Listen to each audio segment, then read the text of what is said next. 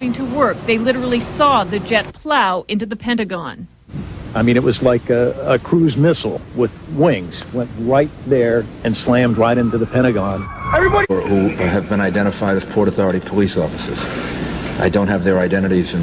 Tonight, that 2 suspects are in FBI custody after a truckload of explosives was discovered around the George Washington Bridge. That bridge links New York to New Jersey over the Hudson River. Whether the discovery of those explosives has anything to do with other events of the day is unclear, but the FBI has 2 suspects in hand, said the truck load of explosives, enough explosives were in the truck to do great damage to the George Washington Bridge. But they are... The Pentagon tied up going into town, and I heard this plane come over my head. It was really low. What size plane? It sounded like a small plane, but it was very, very low. And the next thing I know, there was this tremendous explosion as it hit the Pentagon. Firefighters were in the basement of the World Trade Center, wondering if the building above was safe.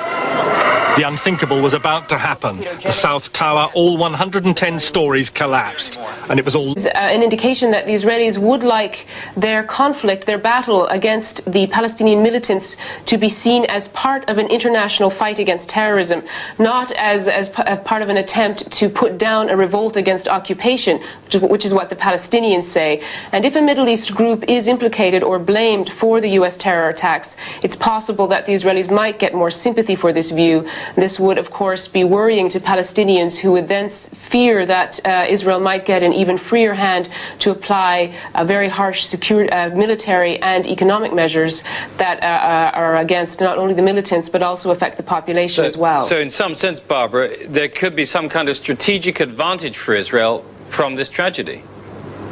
It's possible. I think it depends who's going to be blamed for the attack. The full resources of the Department of Justice, including the Federal Bureau of Investigation, the Immigration and Naturalization Service, the U.S. Attorney's offices, the U.S. Marshals Service, the Bureau of Prisons, the Drug Enforcement Administration, and the Office of Justice Programs are being deployed to investigate these crimes.